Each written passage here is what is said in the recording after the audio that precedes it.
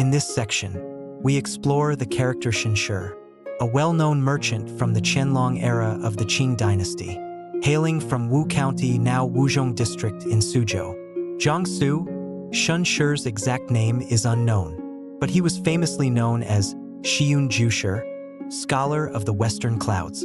During the Qing period, two powerful merchant groups held significant influence: the 13 Hangs of Guangzhou and the salt merchants of Jiangsu and Zhejiang. The 13 Hangs of Guangzhou had the exclusive right granted by the imperial court to engage in foreign trade, while the salt merchants from Jiangsu and Zhejiang also played a crucial role, contributing nearly half of the national treasury's income in the latter days of the dynasty. The Qing Emperor Kangxi emphasized that funds for the national treasury should not be drawn from the populace but instead sourced from merchants, particularly salt merchants, to maintain military expenses along the borders.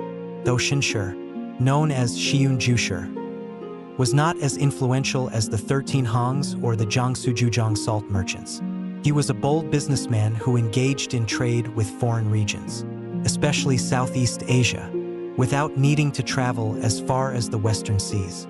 During one of his trips to Annam, present-day Vietnam, Qianlong met and married a Chinese woman named Lin, who had settled there.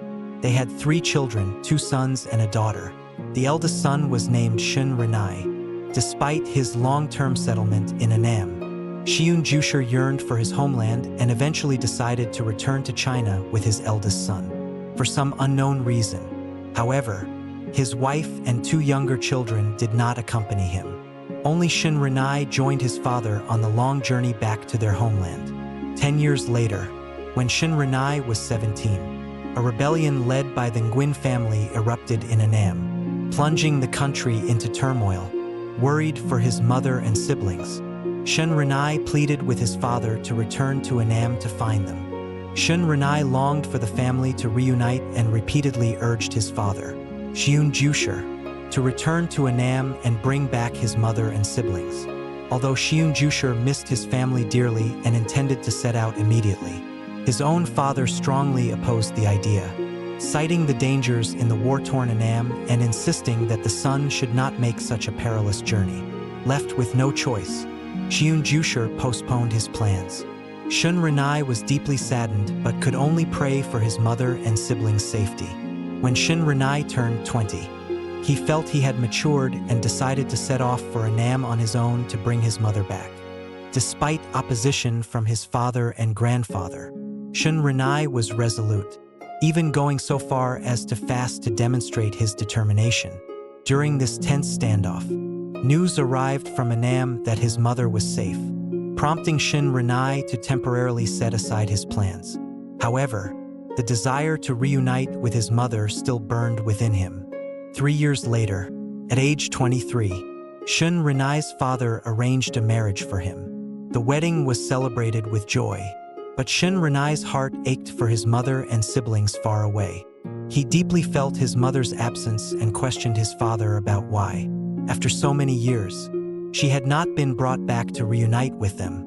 Under his son's persistent urging, Qianlong was filled with guilt and resolved to make an effort to reunite the family. He sent a letter to Annam, requesting that his second son escort his mother and sister back to China.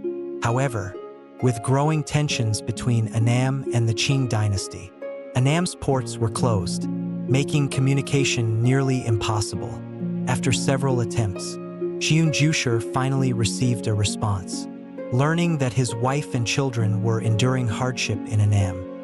His wife had relocated to Hoi, and while his son and daughter lived separately in Thuan Hoa, the family was scattered and without support. Upon hearing this, Shen Renai was heartbroken and immediately wanted to go bring his mother back. However, at that very moment, his father fell gravely ill and passed away. His grandfather also passed shortly afterward. Unable to bear the sorrow, Shen Renai found himself in deep mourning for the loss of his beloved family members. Although he longed to go to his mother's aid, he first had to conduct the funeral rites for his father and grandfather. This period of mourning delayed his plans by another year. In the 50th year of Emperor Qianlong's reign, 1785, Shen Renai, now left alone in Wu County, vowed to find his mother. He swore that if he could not find her, he would never return and would remain unmarried for life, entrusting his household affairs to his neighbors. He took with him a portrait of his mother and years of letters exchanged with his family and set off for Annam. The challenging journey began in Wu County, leading to Guangzhou, then Cheongzhou, and finally by ship to Annam. Upon arrival, Shen Renai faced many obstacles. The unfamiliar land was ravaged by war, and information about his mother was scarce. With no other options, he joined groups of refugees, wandering from place to place in search of news about his mother. During this arduous journey, Shen Renai encountered bandits but managed to escape and took refuge in the mountains. Driven by an unyielding will, he continued searching tirelessly for days and eventually reached central Vietnam, where his mother was living in Hoi An. After a half-month of searching, Shen Renai finally found his mother, Lin Shi. After 21 long years of separation, Shen Renai was finally reunited with his mother. Lin Shi, overwhelmed with emotion, hesitated to recognize him at first, as she could hardly believe this man before her was her son after so many years. When Shen Renai presented a letter from his father as proof, they tearfully embraced. Lin Shi wept in both joy and sorrow, overwhelmed by the decades of waiting and longing. Shortly after, Shen Renai also found his younger brother and sister. However, the path back to China presented new challenges, as the war had led to the closure of ports and restricted their return journey. To bring his family home, Shen Renai sought the help of a Qing dynasty official stationed in Annam and shared the hardships he had endured on his journey. Moved by Shen Renai's dedication, the official arranged for a boat to take the family back to China.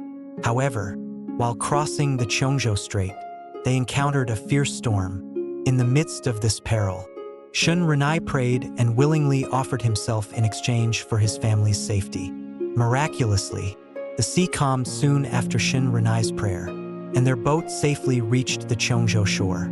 Yet, another obstacle awaited them. Local officials declared that Shen Renai's mother, Madame Lin, had lived in Annam and therefore was not eligible for re-entry under the existing regulations.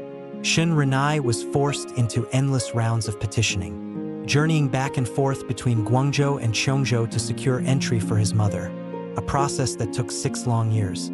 Finally, all formalities were completed, and Shen Renai's family could reunite in their homeland. This is the story of an ordinary man and his arduous journey, undertaken solely to achieve his simplest dream, to reunite with his family.